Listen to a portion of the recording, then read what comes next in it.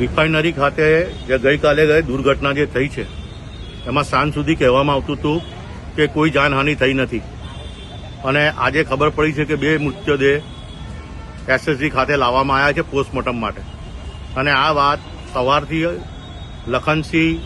હું અને આપણી ટીમ દ્વારા એસએસજી ખાતે અમે ધરણા ધરવામાં બેઠા છે, પણ હાલ દિન સુધી કોઈ રિફાઇનરીના